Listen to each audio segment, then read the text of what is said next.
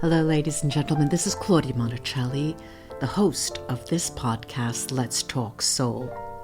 Over the years, after having interviewed so many people on so many different topics, I realized that what interested my audience wasn't really the individual topics per se, but was how it impacted them, how it touched their soul.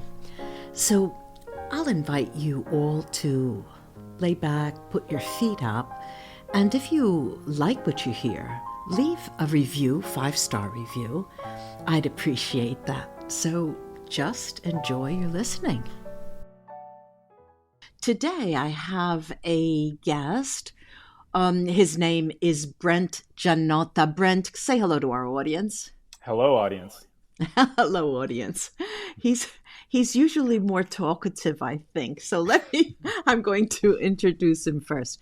All right, he's a writer. He's a former CIA counterterrorism analyst and current crisis counselor.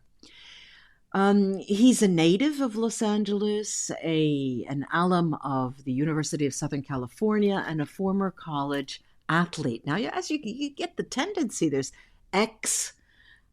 former. So I'm thinking to myself, well, what does he do now? Who used to be so there's another used to be fluent in Arabic. And he put his freelance writing business aside to write a book on political philosophy in his mother's house and in coffee shops and around Pasadena in California. Now, so my first question goes out to you, Brent, and I'm thinking, well, Arabic, was it, you just don't pick up and learn Arabic. Was there a history? Did you go there? What made you learn Arabic? Yeah, good question. Well, I'm 41 years old, and that means that 9/11 happened when I was in college. I was in early junior years, so I had already established my major, but I still had time to sort of switch things up if I wanted to. And so when I saw the towers come down and they put Osama bin Laden's face on the screen that we probably all remember, my initial reaction was that I was mortified and embarrassed that I didn't know that this force was in the world. And I felt like very uneducated and uninformed, and I wanted to change that. It also felt as if whatever force had attacked the United States was probably going to be a really, really important thing for a while. And I started reading the newspaper, going to the library, pulling out books on the Middle East, and I got really just fascinated with the entire culture, the history. So when was that? What age were you then? I was about 21. Okay. Yeah. And so I figured if I'm going to work regarding this area of the world, I should probably learn the language. Arabic is kind of hard. And I wouldn't say that I'm particularly talented in learning languages. I had taken Spanish before that, being from Los Angeles. But that's no comparison. Yeah, they're pretty different. And so I think as humans, we tend to gravitate towards behaviors and activities that we're good at, that we can feel sort of gratification with a job well done. I'm not particularly good at languages, but regardless, I still got really, really into learning Arabic. I took it for about 8 years. Yeah. Okay. Now, you don't just pick up Arabic. I mean, you have to go there. You have to meet people. You have to fall in love with somebody to make it real. And did all of that happen to you? Did you have an interaction with the locals? Were you able to go to different areas in the Middle East? The minute I graduated from USC in Los Angeles, I got on a plane to Beirut, Lebanon, where they had a summer-long program. It's English. You sign a thing. University there, actually. I know the university system. Yes. Yeah. So this is one of the best. University. They have an American university there. Yeah, that's exactly where I was. Yeah. Yeah. And so no English to the extent that you can help it, 4 or 5 hours of class a day, and then you're off doing homework. And so I spent a summer in Beirut. And then after that, I went to Cairo in Egypt for 1 year to get a master's in Middle East studies. So I took different Arabic. Yeah, it is. I'm glad you know that. It's their own... It's completely different. Its own brand. That's confusion right there. Yeah. Luckily, they teach us this sort of umbrella version of Arabic, which no one really speaks except on satellite news networks, but it's like a good sort of Latin to pick up the other dialects. So yeah, that's what I was Mm-hmm. doing. It's funny. I lived in the university environment for so long. I was a tenured professor for so many years, and of Wow. course, I was in. I taught simultaneous interpreting. Okay, Mm, those who everyone thinks we are spies. And I had a colleague from Lebanon, and a very dear colleague, and so I know all about that world. Not having gone, I have to say, not I haven't gone, mm, and I did start to study Arabic as well, but it is like I said, you have to have a motivation. You have to have some mm, form of pull that will get you through. And at the time I was in love with Russian, so I mm. just left the Arabic. So now we have the X part of the Arabic. So you used to know Arabic well. You didn't continue. Well, I took it for 8 years or so, and I worked with the Middle East first at a human rights organization in Washington D.C. for a couple of years, Mm-hmm. and then eventually the government took me in to become an analyst. And Okay. so now we're talking the year 2012 was when I pop Okay. out of analyst training, and now it's time for me to start working as a counterterrorism analyst. Okay, Meanwhile, but wait, yeah, you're a former analyst, right? yes, yeah. Now, my question, begs the question, why? What happened there? I mean, was it your call? Was it their call? Were you fed up with it? Did you see things politically that you couldn't stand? I know these Hmm. are typical, delicate questions, but hell, It's we're still going to important to talk. ask. Yeah, this is Yeah. great for me. This is like therapy for me. So, Oh. so I'll I write was you a check. I mean, I'll write great. you an Yeah, invoice. yeah. The checks in the mail. Yeah, good. So, at Human Rights Watch, I thought they did great work. I definitely Hmm. learned a ton about sort of how the prison system works Yeah.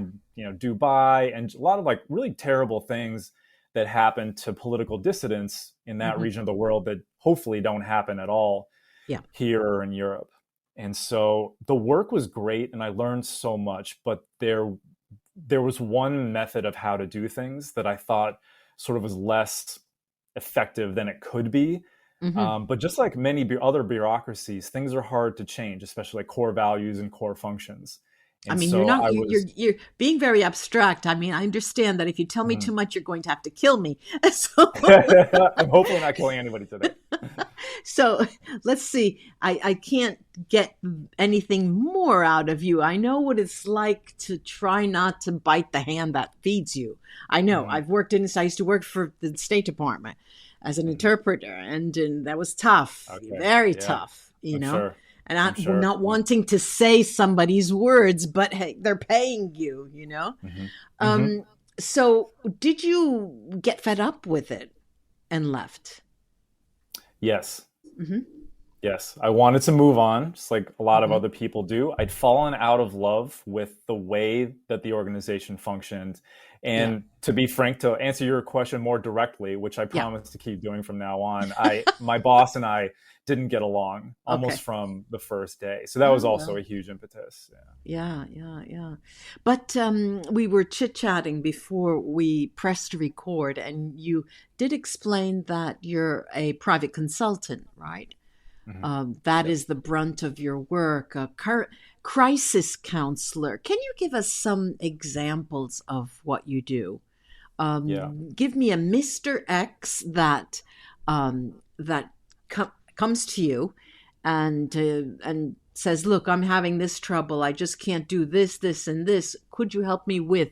Can you do Hmm. that without compromising anything? I can definitely try. Okay.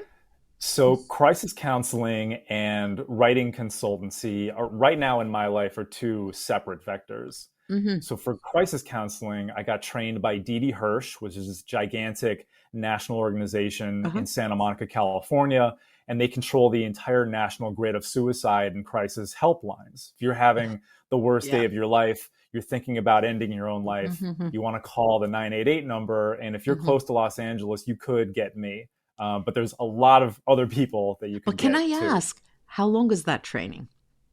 It was 6 weeks, I believe. Oh my God, I was thinking maybe 8 months. Six Yeah. weeks. Very No. intense, I think. Yeah. It I was. hope. Yeah. It was 3 hours, 4 hours of class a week, and then a whole lot of homework and paperwork. It's Uh-huh. a lot of role playing. You got to get used Okay, to when okay. someone Yeah, is yeah. sort of in the Yeah. worst moment of their Sure, sure, life, and sure. how do you Sure. handle that? Sure. Yeah. So let's say someone comes to you and you said the crisis writing. Did you say that? No, um, the writing part is one thing and the consultancy is another thing. Did I get The that right? writing and consultancy is the same. The crisis counseling is separate from the Okay, so writing. give us Yeah. an example of the writing first, and then we'll talk about the crisis. Okay. I have a client who is the president of a university system, Okay. and she is phenomenal. She's extremely impressive in so many ways, Hmm. and she has What? a Give us an idea of one way she's phenomenal, so we know where she you're coming from. yeah, good question. She runs a blog Yeah. about her university system, Okay. and When you unlike say, sorry, I keep interrupting. yeah, When no, you say please. university system, Mhm, it's not a university. mhm. What's the system? What does that add to it? Does it have more than one city location or what? It's a bevy of community colleges that are strewn out Oh, throughout okay. Central California. Okay, Yeah, okay. So she runs more than one. Okay, exactly. okay. Yeah. All right. So she She's runs a blog. She writes a she's blog. very eloquent, talented, and great at connecting with people. I went to a Uh huh. conference that she hosted, and she's very diminutive and she speaks softly, but everyone is on the edge of their seat as if she When has a listening to magical her. power over Mm-hmm. her audience, which I think is just so cool. It's Fantastic. hard to explain, but she does have a power like that. Well, And then, so so she became a client of yours. Mhm. And That's right. what did she need from you? She wanted us to collaborate in writing op-eds and publishing them in newspapers and journals about her political ideas, what she's Oh, trying to do vis-a-vis yes. improving her colleges. So Hmm. hopefully that not only colleges throughout the rest of the country might pick up these great tips, but that the United States government might start adopting some of these practices into how they run their public systems. Okay, so now we're getting into the nitty gritty of the thing. So an op ed is definitely political. I mean, you can't get out. You write an op ed and you've got a stance, you've got a Yeah, perspective, right? exactly. So is it safe to say that her perspective and your perspective aligned? I mean, Politically, yes, I would say okay. so. Yeah, Has it ever been the case that a client's political stance just didn't jive with you? it has. And did you take them I on as a client? well, as my personal consultancy right now, the answer is no. But I have Hmm. worked at public relations firms in the past where that was unfortunately the Okay. case. And Yeah. probably you're working on your own because of your past experiences, right? Good instinct. You're absolutely right. Yeah. You've done this before. Thank- All right. So now, and you wrote these op-eds, and how would it typically go? She'd say, she'll give you an outline. She'd say, these are the 3 points I want to get across, and you have more or less freedom in writing it, drafting it. I do. For the first draft, I have a lot of freedom, which I Uh really huh. like. And I've Yeah. studied writing, taken a lot of classes, and Hmm. taken classes that are specifically on opinion writing, which is what I Right. do for my Good. clients. And so, Hmm. like you said, there's an argument to be made, and you want that made in the fur, like way up top, so that the reader knows what this is all about. If it's only Hmm. 600 words, it can be a very short experience for the Hmm. reader, but it's got to pop and like really Hmm. tug on psychological heartstrings that grab a Hmm. reader's attention and maybe even change their minds and Well, for the the good. genre op-ed, how, let's say, is there sort of an organ, a spectrum? Does it go from 500 words to 3,000? I mean, what is usually the genre? How Yeah. can it be defined? Short op-eds are about 550 words, Uh huh. and a long op-ed is about 1,000. Okay, doesn't go past Yeah. 1,000. That's Yeah. interesting. Once it Interesting. gets past a Interesting. thousand, it starts to become like an essay. Yeah, Yeah. yeah, yeah. I get Yeah. it. Okay, so that is the type of writing that you do for clients. and it's politically, it's political. It's all political, right? Politically tinged. A lot of them are on Well, policies, what is how not to. what is not politics? Yeah, you're right. You go You're to a right. supermarket, you buy, these German chocolate candies instead of, I don't know, Oreos. You know Yeah, where the person's coming from, right? every choice is Okay, political. Yeah, so you're right. let's say that, but you tried to mask that in some way in your description, which is funny for me. Mhm. It's interesting. And so, let's say, well, I'm so curious now. I've got to ask you, please forgive me. Mhm. Have you ever come to a complete standstill with a client in terms of what you wrote? It just was not accepted. Yes, that's Okay, happened. and why? Why? Well, writers, my clients rather, they've got a voice. Right, And what I see my job as is bringing a value add that they can't add on their on own. their own. So Uh-huh.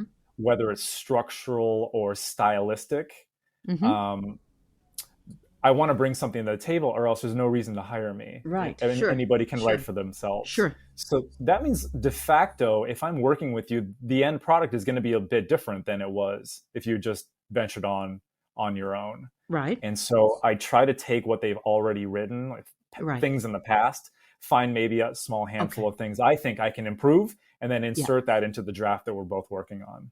Uh-huh. Yeah. And they just didn't like what you wrote? Or, It was not in their voice, as they would say. oh, that's tough. I It's mean, it tough. really is tough to get somebody's voice out there. And Yeah. did you tell them to write it yourself, or how did you come to an agreement? We almost always come to an agreement. Yeah. Almost always. Not Good always, of training you course. got there, Brent. I'm trying. I'm trying. All right, let's go to the other side of your work, the crisis council consultancy. Yeah. Let's say, if being an outsider, I would think, well, how big is something? When is a crisis defined as a crisis? What Mhm. defines a crisis?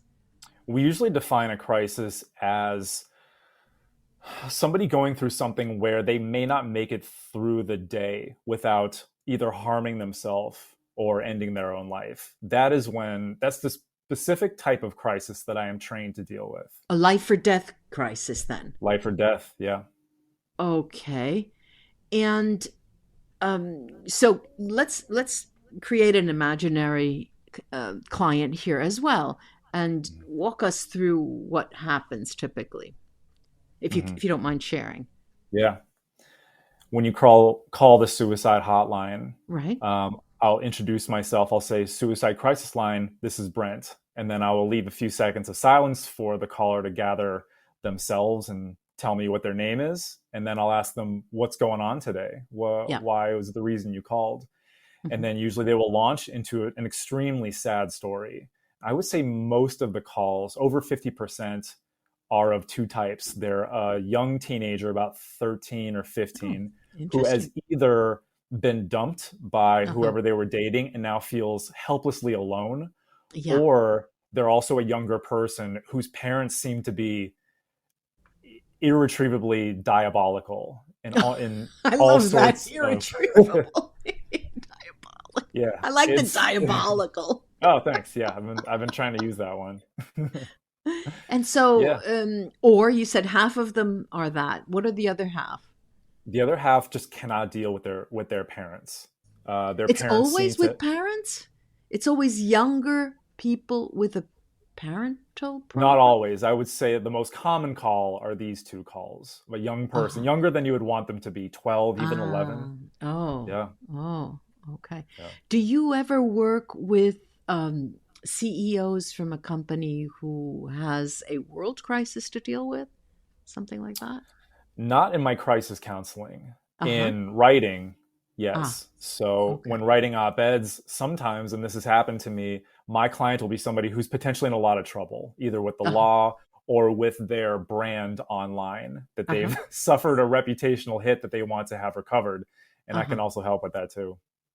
Oh, well, this is interesting. This is interesting. So, Mm, let's now we've understood the nature of your writing business. So when I introduced you by saying you put your freelance writing business aside to write a book. Now, mm, the book is on political philosophy, and where I worked in my university, I knew all of the political science professors. So, and and one of them, two of them, when they their topic was political philosophy, they were very, very interesting to me, and it's quite a topic, and it's quite a wide ranging topic. So, how did this come? How did the seeds come up? What was it mm. that, brought you to this? As listeners might imagine, writing for other people, it can be very fun, compelling, and gratifying. But after 5 years That's enough. of it, Yes, yeah, that's enough. there's just endurance starts to leak away.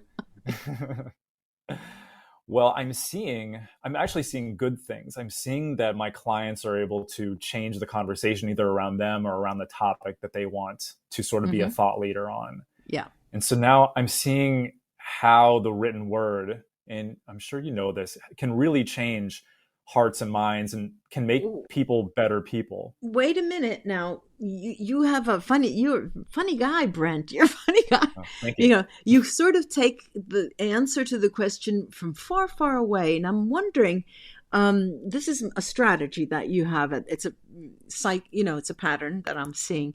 Now, Hmm. when I say what brought you to write the book, I wasn't asking you that you thought you were good enough, or that you made your mark with your op-eds or something, and then you thought, well, let me write for myself. I I mean, is that what you were getting at? Because my question was aimed at getting a response of the type, well, from all of the things that I've seen in your experience on the field, and that you've worked for. So what is it that made you get that? Because a book is a big thing. And so Hmm. for somebody to sit down and write one or to plan one, you've got something to say. Hmm. Now, it stems from your perspective, cor- correct? Correct. Yep. And so what made you want to write this book? As I watch the news and think back to my experiences, Yeah. I felt as though things that I were thinking and feeling about these big, big issues affecting all of us, that Uh-huh. I wasn't seeing my thoughts reflected in the media. Mm-hmm. And so I've got this experience of Give me getting an other example. people's, Can you give me an example of that? yeah, so Think of an example. homelessness as an Yeah. issue. Mm-hmm. I would say that I know a lot of people who think that people who without a home should pull themselves up by their bootstraps, and that the government and society should sort of back off and let them try to Mm-hmm. pull themselves up. Okay. And I tend to think that the way that our laws and founding Mm-hmm. documents are written, that there is potentially a mandate for us as a society and government Yeah. to help them. That's Okay. one So this is a example. liberal tendency, right? This is Hmm. a left wing view of how society should take care of what's on the street and the people. Um, but political philosophy, as such, it does talk about the philosophies of politics. And in is your book directed on a general level? What is political philosophy? What is the political philosophy of America today? Or where has how do you have it underway a little bit that you could talk about it? Yeah, I definitely don't want to write a political philosophy book for people who study that. Like you said, Good. I want it to be for a wider audience. I Right. don't go into what political philosophy is, Right. defining terms. I don't think people Okay. need that or necessarily want Good. that. I want to use what I know about political philosophy to make arguments for Well, societal do you have a improvement. That's the working title? whole, yeah, it's called moral imagination. All right. Now this is what we wanted to get. All right, but now we're talking. Yeah, I Okay. was holding And back on you. you're holding back. And do you have the table of contents? Is there 3 parts, 5 parts? How many chapters? Come on. We're looking at about 9 chapters, a All little right. over 200 pages. Yeah. Good. Okay. Mhm. And so it's moral. Say it again. Moral imagination. Moral imagination. Okay. Mhm. So your take is on the imagination from a moral perspective. Tell us. Talk about your book. I titled it that because I tend to see that the best, most effective political policy also Yeah. tends to be the most moral from like a human morality type of Uh-huh. sense. And I think this plugs into any religion or spiritual tradition one Okay. might follow. The imagination part is to say that leaders who do make these decisions, it can be immoral to not have a strong imagination and use one's creativity to make things as good as possible for the people that they Uh-huh. govern. Hmm. So, Mhm. when are you running for office? Maybe right after this book is done. We'll see. After the book. That's what I thought. Okay, so you how is it structured in the sense is there an offer for a better future? The imagination part. Do you offer another solution or another picture, another, way things um, could work in future? Do you offer a policy, an alternative policy in Yeah, some way? exactly. I'm trying to offer better options of policies and ways to conceive of the issues that are swirling Aha. around our Okay, society. interesting. Mhm. Interesting. This is interesting. Oh, And thanks. how long is this going on? How long have you been in your mother's house at the coffee tables in Pasadena? How long has it been? I think I officially started last December, so the very Okay. end of I'll 2021. say. And I was Okay. only writing this once a week, if that, because I had all Mm-hmm. these writing clients. I didn't Yeah. start in earnest full time until around June, a couple Okay. months ago. So it's Yeah. recent. Yeah, yeah, yeah. Hmm. So it's really Yeah. recent. So Hmm. this is book number one, all right? Do you Book number have one. a deadline? Do you want to finish it by the end of the year? I want to finish it by the end of the year. Okay. Absolutely. All right. Yeah. And you have a publisher in mind? I have agents who I know deal with exactly the topic that I'm Okay. working on. Good. And then probably before the next week, I can start pitching them. All right. Well, this sounds fun. This sounds really, really good. It's fun. Um, Thank you. so there's a saying in Italian.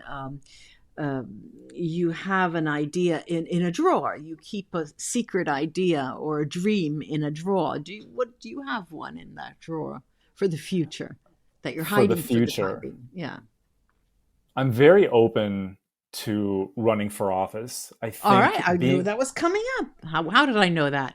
yeah, you could probably sense that, but I don't want the book to be sort of this is a manifesto of Brent Of Giannotta, course. even though it Not kind this of book. is. I would much rather that readers, a lot of readers, absorb these ideas and sort Yeah. of change the way they think about these Mm-hmm. issues, and then the world becomes a slightly better place because my Uh-huh. book was read. I would much rather have that be the end goal. What I'm office are we not, talking about?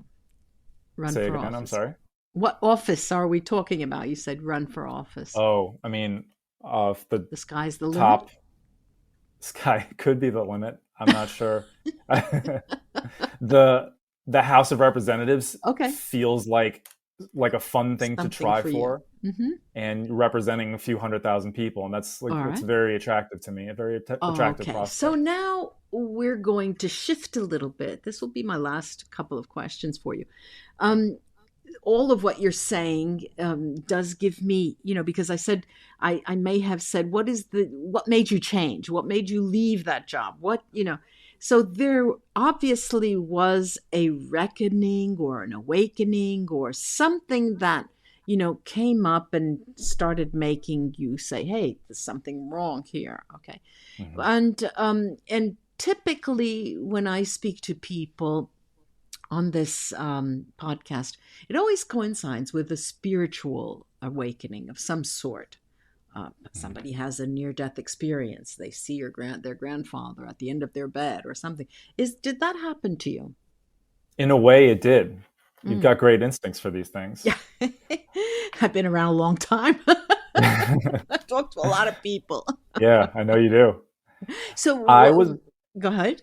yeah, I was living in New York City from Yeah. 2017 until 2020. Okay. Where in New And York City, if I might I ask? was in Manhattan in the East Uh-huh. Village. Okay. Yeah, Alphabet City, if people know lay of the land well. I know. So I was working at a company, a Hmm. public relations company, Yeah. that did really great work. They had a great vision, but it didn't feel as though they handled the shutdowns during the pandemic very Uh-huh. well.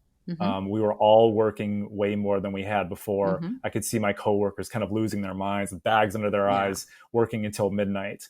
And through this sort of arduous situation, Hmm. I noticed that I had a level of anxiety I never Oh, felt before and wasn't interesting. really familiar with. I didn't Mm. know a lot about it, and thus started an education on all of those topics. Hmm. I ended up quitting the job and moving back home to Los Angeles.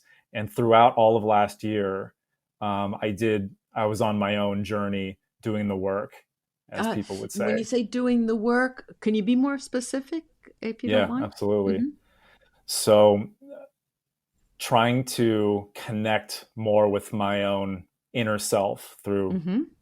things that people recognize like mindfulness, Hmm. Okay. yoga, going through my Okay. day slowly and methodically, Ah, focusing okay. on what I'm doing, Being but also doing things conscious. like, Hmm. yes, like doing things like talk therapy, Hmm. doing things like yoga, watching documentaries on different spiritual traditions, buying Hmm. books on these types of Interesting. topics. I wanted to know as much as possible. Well, this And obviously is necessary for a book on political philosophy, no? I would say you're right. Yeah. Absolutely. Mhm. Yeah. Well, so this is the first book, all right? Mm-hmm. And I know you have an eye to the future. What do you Mm-hmm. think or imagine could be another upcoming work? Do you have that Another upcoming in, work. yeah, in I your am a closet somewhere? not tangibly in my closet, but I can put it there.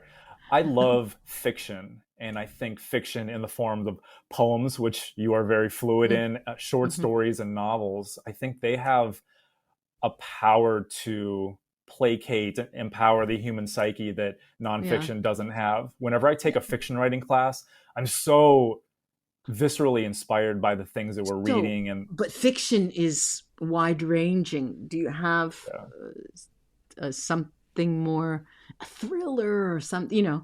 What do you have? You're talking about poetry, but that doesn't convince me. yeah. It's Okay, only superficial. Come on, let's get to the meat. you're right. I love the idea of writing a novel, like a traditional novel, where you're putting yourself into the shoes of a normal person going through their day. But as the story unfolds, it feels like a profound recitation on the human condition, where the Uh-huh. reader can empathize with the protagonist and Yeah. sort of embody a different Mm-hmm. existence, and Yeah. therefore and by in that way sort of expanding one's horizons and the way they view other people and the world around them. Well, I don't want to say it sounds like a fantasy novel, but you still got to But it think might be. about that. Yeah, you're right. Yeah, a lot of things. Well, you have so many experiences to get your information from that you can. Yeah, although writing a non-fiction, no matter how narrative it could be, is completely different from writing fiction, and but like you said, the sky's the limit. Who knows? Mm-hmm. Brent, Yeah. thank you so much for taking your time. It was such a joy to talk to you. My An gosh, thank you for interesting. having me, Claudia. You're running a fantastic thing here, and I hope you keep Thank it up. you. It's really, really great. Thank you. I hope to cross paths with you again. Bye bye. I hope so too. Bye, Claudia.